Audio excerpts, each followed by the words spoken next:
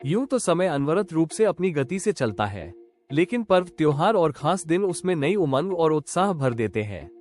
यूं तो हर नया साल पहले जैसा ही होता है। ये हम पर निर्भर करता है कि हम इस समय का कितना बेहतर रचनात्मक उपयोग करते हैं, अपने व परिवार का जीवन कितना ऊर्जावान व सकारात्मक बनाते हैं। दरअसल कोई साल अच्छा बुरा नहीं होता, उसके दौरान उत्पन्न होने वाली परिस्थितियां उसकी दशा दिशा तय करती है।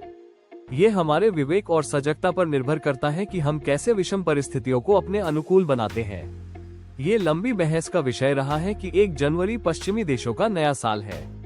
ये भी कि उदास मौसम व रक्त जमाती सर्दी में नया साल मनाने का क्या औचित्य है।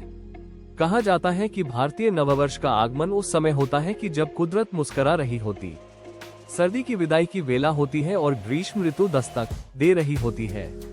वृक्षों पर फल फूल व खेतों में नई फसल पकने की तैयारी हो रही होती है।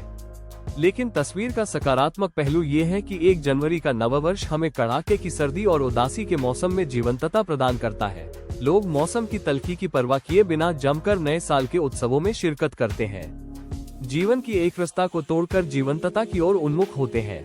हो सकता है कि 1 जनवरी को नया साल मनाने की शुरुआत के अन्य कारणों के साथ ये भी एक बड़ी वजह रही हो, क्योंकि पश्चिमी देशों में भारी बर्फबारी सामान्य जनजीवन को जमा देती है।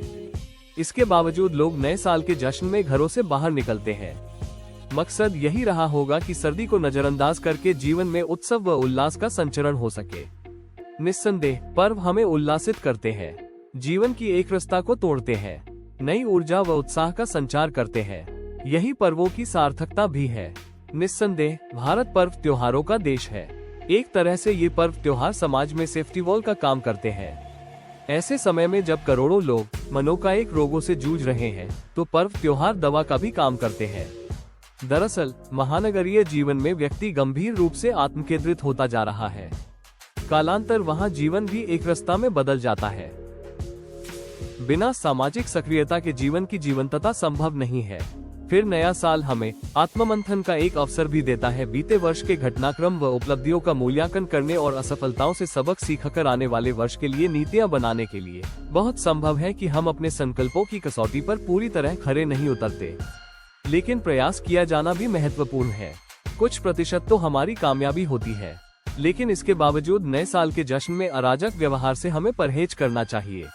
नशे का नासूर जिस तरह हमारे समाज में घातक असर दिखा रहा है, उससे बचने के उपक्रम तो किए ही जाने चाहिए।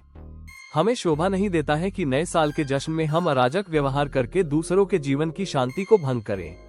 अक्सर नशे में तेज गति से दौड़ते वाहन दुर्घटनाओं का कारण बनते हैं। नए साल का जश्न मनाने तमाम लोग पहाड़ों की ओर कूच करते हैं। जगह जगह से सड़कें जाम होने और होटलों के फुल होने की खबरें आती हैं। हमारी कोशिश हो कि इन पर्यटन स्थलों पर स्थानीय लोगों और पर्यावरणीय चिंताओं का भी ध्यान रखें। हमारा व्यवहार सभ्य और मर्यादाओं के अनुरूप ही हो। उत्सव हमें अराजक व्यवहार का लाइसेंस नहीं देते। कैसा लगा आपको वीडियो? लाइक कीजिएगा, शेयर कीजिएगा, सब्सक्राइब कीजिएगा और हमारे साथ बने रहिएगा। धन्यवाद।